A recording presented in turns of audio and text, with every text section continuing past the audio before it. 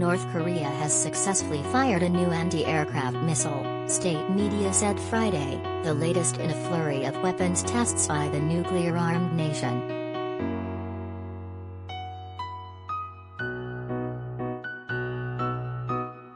The anti-aircraft missile had a remarkable combat performance and included twin rudder controls and other new technologies, the official Korean Central News Agency said.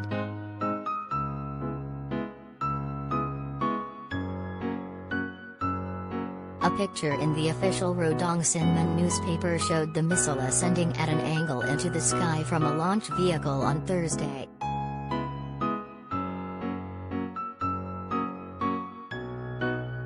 It is the fourth weapon that Kim Jong-un's regime has tested in a month, even as the despotic leader teased up the possibility of renewed peace talks with the South.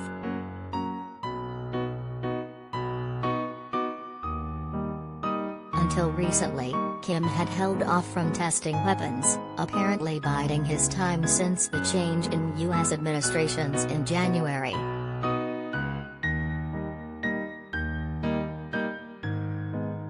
In September, the North launched what it said was a long-range cruise missile, and earlier this week tested what it described as a hypersonic gliding vehicle, which South Korea's military said appeared to be in the early stages of development.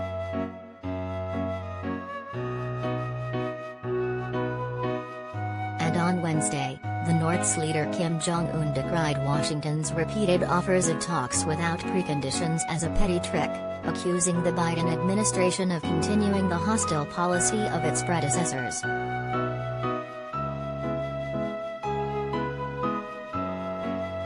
South Korea's defense ministry told AFP it was unable to immediately confirm the latest launch.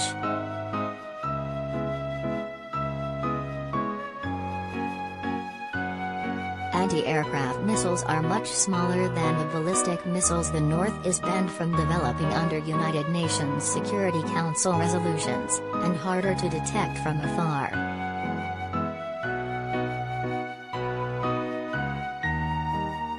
Pyongyang is under multiple international sanctions over its weapons programs, which have made rapid progress under Kim, including missiles capable of reaching the whole of the U.S. mainland and by far its most powerful nuclear test to date.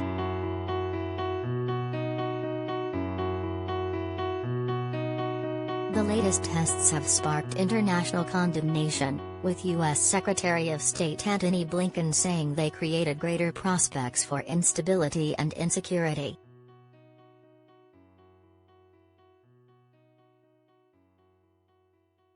The United States, Britain and France have called a UN Security Council meeting on North Korea set to take place Friday.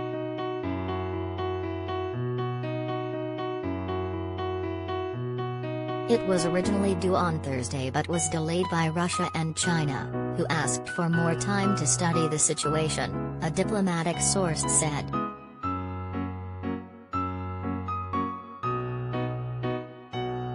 Beijing is Pyongyang's key ally and in normal times its biggest provider of trade and aid, although the North has since early last year been under a self-imposed blockade after it shut its borders to defend itself against the coronavirus pandemic.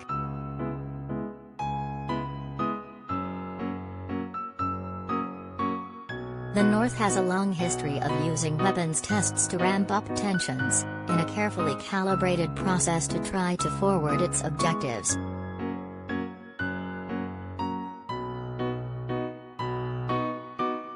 With its latest actions, Kim was looking to test the waters with Washington and its threshold for weapons provocations, Soo Kim of the RAND Corporation told AFP.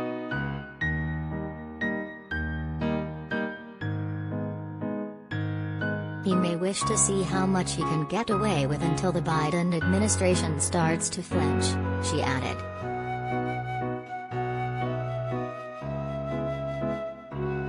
The South's President Moon Jae-in has recently reiterated his calls for a formal declaration that the Korean War is over.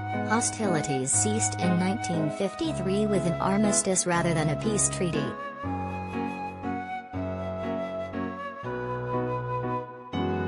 Moon has has only a few months left in office, and Kim pointed out he could be looking to secure an accomplishment with the North before his term runs out.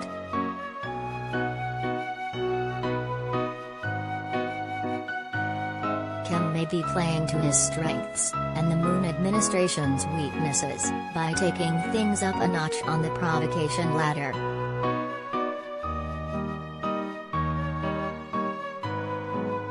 Talks between Pyongyang and Washington have been effectively at a standstill since the collapse of a 2019 Hanoi summit between Kim and then-President Donald Trump over sanctions relief and what North Korea would be willing to give up in return.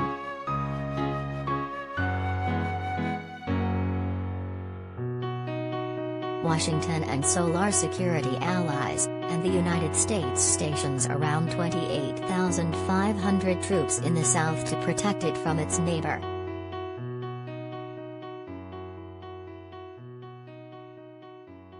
In August, the two held joint military drills that always infuriate Pyongyang.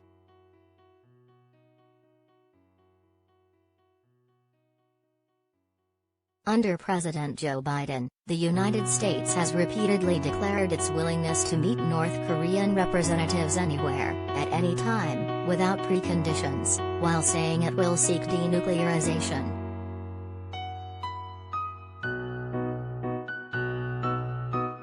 But in a speech to the Supreme People's Assembly, the North's rubber-stamped parliament, Kim condemned the offers as no more than a petty trick for deceiving the international community and hiding its hostile acts, according to KCNA.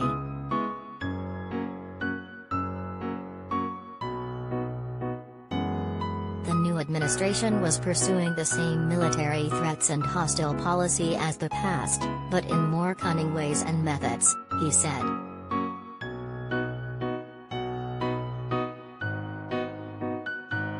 Nonetheless, he expressed a willingness to restore North-South communication lines in early October.